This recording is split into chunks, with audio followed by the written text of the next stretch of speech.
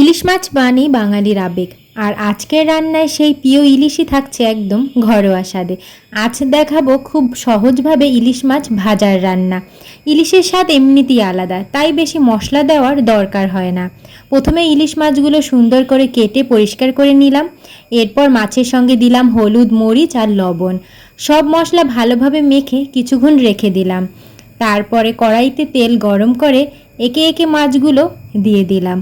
গরম তেলে ইলিশ মাছ পড়তেই শুরু হয়ে গেল সেই চেনা ঘ্রাণ। দুই পাশ ভালোভাবে ভেজে নিলাম।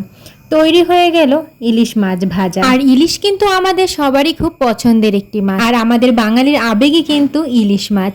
তো আমার ইলিশ মাছ ভাজা হয়ে গেল। এরপরে আমি সব মশলা দিয়ে মশলাটা ভালোভাবে কষিয়ে নেব। আর ইলিশ মাছে কিন্তু আহামরি অনেক মশলার দরকার হয়। মশলা কষানো হয়ে গেলে তারপরে আমি ইলিশ মাছগুলো দিয়ে দেব। ইলিশ মাছ খেতে আমার এমনিতেও খুব ভালো লাগে, আর ইলিশ মাছ রান্না করতেও তেমন ইলিশ শুধু একটা মাছ নয়, ইলিশের সঙ্গে জড়িয়ে আছে বাঙালির কত স্মৃতি, কত আয়োজন আর কত ভালোবাসা। গরম ভাতের সঙ্গে এক টুকরো ইলিশ মাছ, এর চেয়ে তৃপ্তির খাবার আর কি হতে পারে।